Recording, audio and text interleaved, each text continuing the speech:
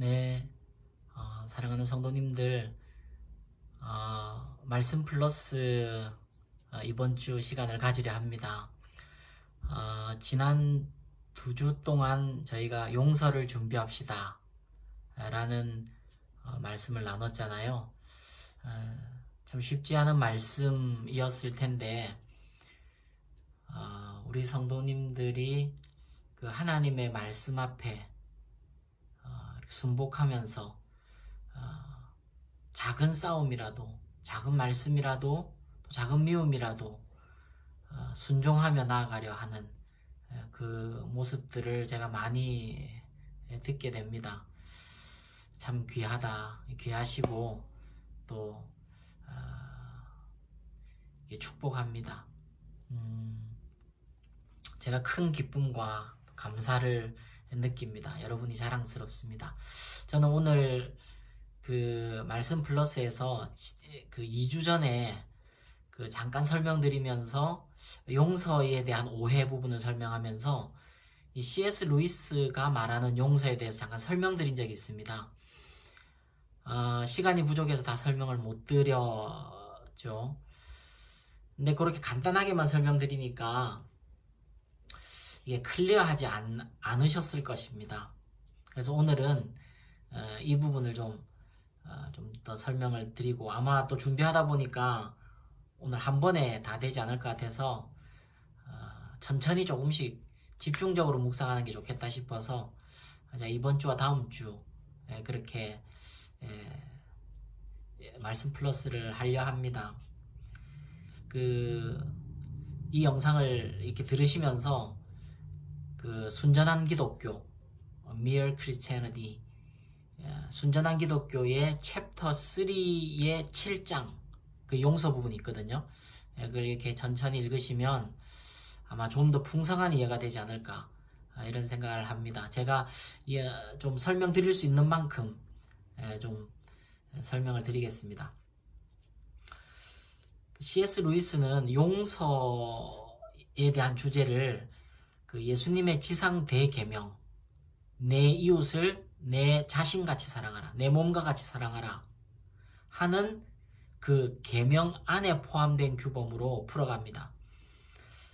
그러니까 내 이웃을 사랑하라 할 때 내 이웃 안에는 슬프게도 우리의 원수가 들어있지 않느냐는 것이죠.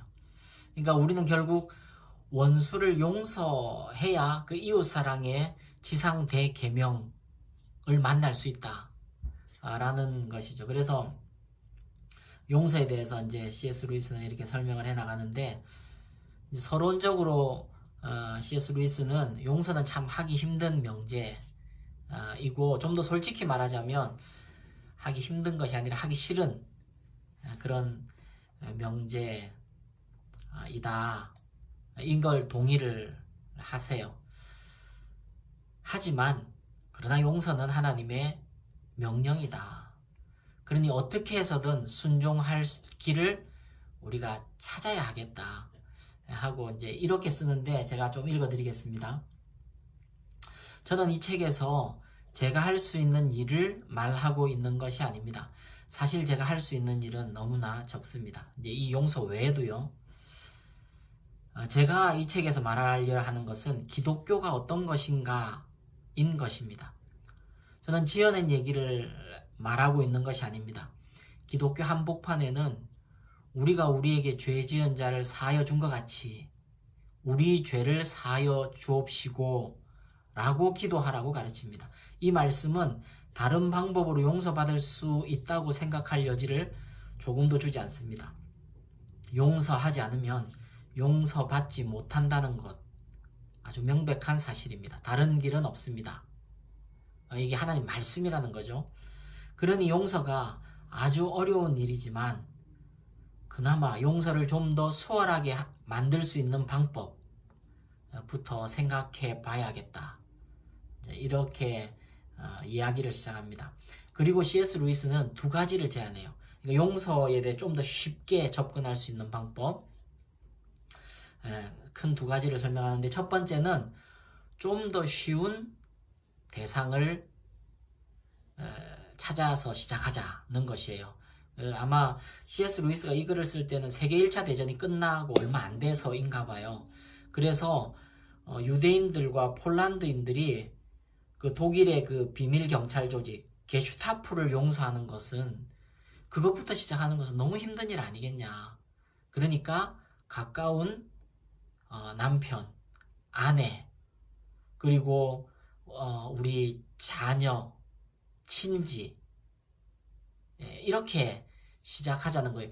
그렇게 그들의 어제의 일, 바로 전의 일, 이런 것들부터 용서를 시작해도 용서하기가 너무 바쁠 것이기 때문에 그렇게 시작해도 충분하다는 거예요. 그러면 용서의 근력이 좀 길러지고 그럼 점점 용서의 영역이 넓어질 수 있다 하는 C.S. 루이스 설명인데 굉장히 통찰력이 있다고 저는 생각합니다. 첫 번째는 좀 더 쉬운 대상에서 시작하자. 두 번째는 용서가 좀 쉬워지려면 내 이웃을 내 몸과 같이 사랑하라 라고 하신 말씀을 정확히 이해할 필요가 있다는 것이에요. 그러니까 내가 나 자신을 사랑하듯이 이웃을 사랑해라 라고 하신 그 말씀의 의미를 올바르게 알 때 용서가 조금 더 쉬워진다 하는 것인데, 이 부분이 굉장한 통찰력이 있어요. 그래서 이 부분을 중심으로 C.S. 루이스도 썼고 저도 좀 설명을 드리겠습니다. 그러니까 먼저 요약을 좀 해드리면, 내 이웃을 내 몸과 같이 사랑하라 하는 올바른 의미를 세 가지로 설명합니다. C.S. 루이스는. 첫 번째는 그렇게 사랑하라는 것이 호감이나 애정을 가지라는 말은 아니다. 호감이나 애정을 가지라는 의미는 아니다는 것이고요. 두 번째는, 손가락 보여드릴까요? 두 번째는 그의 악행이나 죄악까지 사랑하라는 의미도 아니다는 것이에요. 두 번째 이 설명에서 이제 죄는 미워하되 죄인은 미워하지 말아라 하는 설명까지 같이 나옵니다. 굉장히 통찰력이 있어요. 세 번째는 그의 용서한다는 것이, 또는 사랑한다는 것이 그의 잘못을 벌하지 말아야 한다 는 것을 의미하는 것도 아니라는 것이에요. 이것이 내 자신을 사랑하듯이 라는 것의 올바른 의미를 살펴보면 이 부분이 설명이 된다는 것인데, 제가 준비를 해보니까 첫 번째, 두 번째를 오늘 설명드리고요. 그리고 세 번째와 마지막 정리를 다음 주 설명드리는 게 좋겠다 싶습니다. 그러니까 내 이웃을 내 자신같이 사랑하라는 여기에서 포함된 용서는 호감이나 애정을 가지는 것까지 포함하지는 않는다는 것이에요. 이렇게 설명합니다. 제가 좀 읽어드릴게요. 저 자신의 경우를 생각해 볼 때, 그러니까 자기가 스스로, C.S. 루이스가 자신을 이렇게 볼 때, 저는 자신에게 한치 오차 없는 호감이나 애정을 가지고 있지 않다. 저라는 사람은 제가 보기에도 늘상 어울리고 싶은 상대가 되지는 못합니다. 내 이웃을 사랑하라는 것 역시 그에게 호감을 느끼라든지 그에게서 매력을 찾으라는 뜻이 아닙니다. 이 사실을 진작 알았더라면 좋았겠다는 생각이 듭니다. 애를 쓴다고 해서 호감이 생기는 것은 확실히 아니지요. 저 자신을 좋게 생각하거나 호감 주는 인간으로 생각하냐고요? 스스로 이제 이런 질문하는 거죠. 글쎄요. 감히 그럴 때도 있기는 하지만, 그러나 이렇게 생각할 때는 필시 자신의 영적인 상태가 최악의 순간 이다, 뭐 이렇게 얘기도 하면서요. 그렇게 생각할 때가 있기는 하지만 그것이 곧 저 자신을 사랑하는 이유는 아닙니다. 사실은 오히려 반대라는 것이죠. 저 자신을 사랑하기 때문에 호감 주는 인간으로 여기는 것이지, 제가 원래 호감 주는 인간이기 때문에 저 자신을 사랑하는 것은 아닙니다. 그리고 이렇게 써요. 이와 마찬가지로 내 원수를 사랑하라는 말씀 또한 그들을 호감 주는 인간으로 생각하라는 뜻이 아닙니다. 이 점은 우리를 크게 안심시켜 줍니다. 원수를 용서하라는 말씀을 실제로는 악하기 짝이 없는 인간들인데도 마치 그렇지 않은 것처럼 여겨주라는 말로 오해하는 사람들이 꽤 많죠. 그러니까 용서하라, 원수를 용서하라 는 말씀을 그 악하기 짝이 없는 인간들을 그렇지 않은 사람들로 봐줘라, 여겨라, 이렇게 다가오기 때문에 용서가 더욱 힘들어진다는 것인데, 주님의 말씀은 그런 뜻은 아니라는 거예요. 내 자신을 사랑하듯이 원수를 사랑하라. 그러니까 나는 C.S. 루이스는 이렇게 얘기하는 거죠.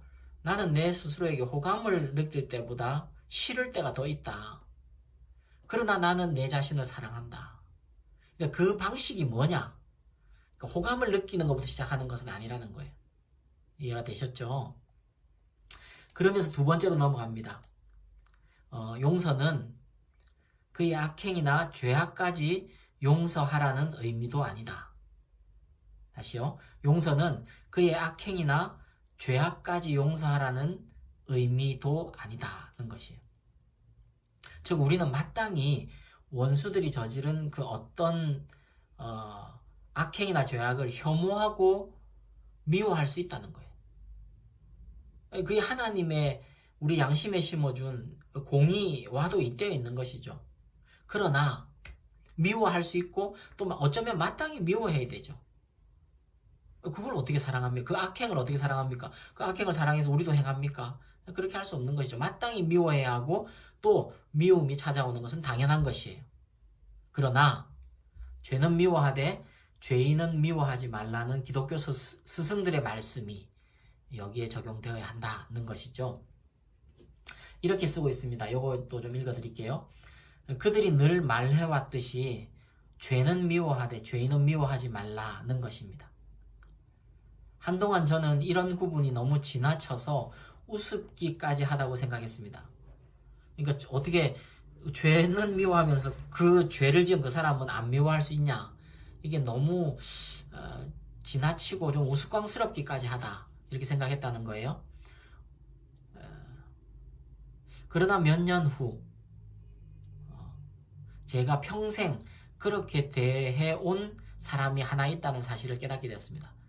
그러니까 그 명제가 너무 우스꽝스럽기까지 한데 자기를 계속 이렇게 살펴보니까 내가 평생 동안 그렇게 대해왔던 한 사람이 있더라 하는 것이죠. 그 사람은 바로 저 자신이었습니다.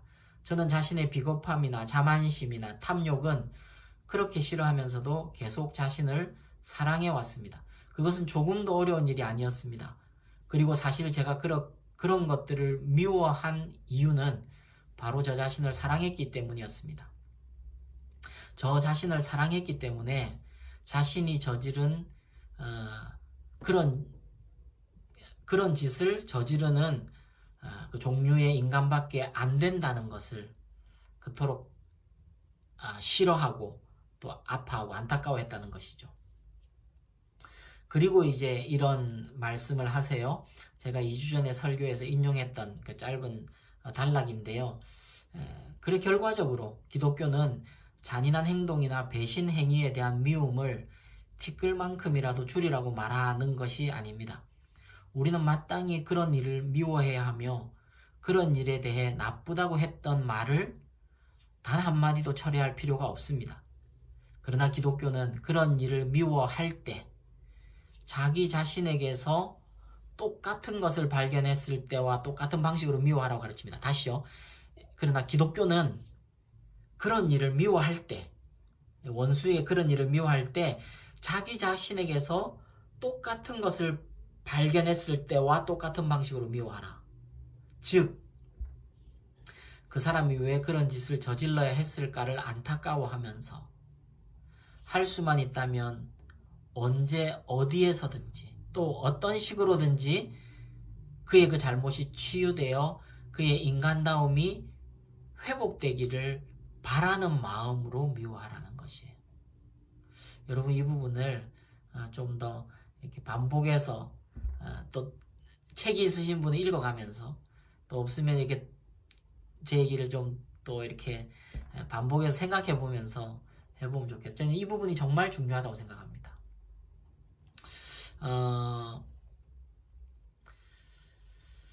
예. 이제 세 번째가 남았는데 이 세 번째는 다음 주에 하기로 하고요. 녹화는 바로 이어서 하려고 그럽니다. 여러분, 뭐, 오늘은, 또 해보니까 그렇게 뭐 많은 분량도 아니고 또 어려운 얘기도 아니네요. 용서하는 것이 그 사람에 대해 호감이나 애정까지 가지라는 뜻은 아니다. 거기에서 좀 여러분 자유를 경험하시기 바랍니다. 그러니까 호감이 안 생기는데 너무 애쓰지 마시고요. 그런 의미까지는 아니다. 그러나 나 자신을 사랑하기 때문에 내가 좀 더 좋은 사람이 되었으면, 나은 사람이 되었으면, 잘못된 일들이 좀 줄어들었으면 하고 생각하고 또 호감도 좀 가져보고 하는 그런 방식은 쫓아야 한다는 것이죠. 따라가야 된다는 것이죠. 그리고 악행이나 죄악까지 사랑하라는 의미는 아니니 그 죄악에 대해서 분노가 일어나는 것, 그 악행에 대해 아픔이 계속 이렇게 생기는 것에 대해서 내가 아직도 용서가 안 됐구나 이렇게 생각하지는 마시고, 그것 때문에 막 죄책감도 너무 가지지 마시고, 이거는 공정한 이런 죄에 대한 미움이다 는 것으로 여러분 좀 여러분 자신을 덜 괴롭히고 덜 뽑지 않기를 바랍니다. 그래서 그 죄는 미워하는 것이 마땅한 것이다. 그러나 죄인을 미워하지 않고 내게 그런 죄가 있었을 때 내가 내 스스로에게 어떻게 하는지를 살펴보면서 내 스스로에게 그래도 다시 기회를 주고, 너무너무 그 일이 싫고 내 자신까지 싫어질 때가 많지만 그러나 다시 십자가 앞에 나가서 내가 회복되기를 바라며 하나님 은혜를 구하잖아요. 그러니까 그 방식으로 원수들의 잘못은 미워하되 그들은 미워하지 않는, 다시 잘 되기를 바라주는, 언젠가 어디서든지 어떤 방식으로든지 회복이 되고 영혼이 치유가 되고 잘못이 하나님 앞에 용서함을 받는 그런 일에 대해서 우리가 같이 마음을 이제 노력을 하는 거예요. 다음 주에 또 살피겠는데 그게 그렇게 쉽지 않다는 것이. 그러나 또 불가능한 것도 아니라는 것이. 그 부분은 또 다음 주 살피기로 하고, 여러분 그냥 오늘 이 간단한 영상이 또 여러분의 그 용서를 향한 그 애씀, 그 씨름, 미운 마음을 품지 않아 보려고 애쓰시는 그 착한 마음에 하나님의 격려와 하나님의 위로가 되기를 바랍니다. 여러분, 우리는 미움의 그 독에 빠지지 않을 것입니다. 우리는 지금 이렇게 몸부림치면서 하나님의 은혜를 구하고 우리가 십자가 앞에 날마다 빈손들고 앞에 가서 십자가를 붙드는 저와 여러분이 되시기를 주님의 이름으로 축복합니다. 우리 또 이번 주는 새 목장이 같이 만날 수 있게 되는데요. 기대하고 기도하며 기다리겠습니다. 여러분들 기도해 주시고요. 무엇보다도 예배의 생명으로 우리가 날마다 새로워지는 것이에요. 예배의 은혜를 위해서 같이 기도해 주시고요. 여러분의 영혼을 위해 기도해 주시고 우리 서로를 위해 기도해 주시고 저를 위해 기도해 주시고, 일주일 동안 또 남은 일주일 동안 승리하시기 바랍니다. 여러분 항상 응원합니다. 여러분 사랑합니다.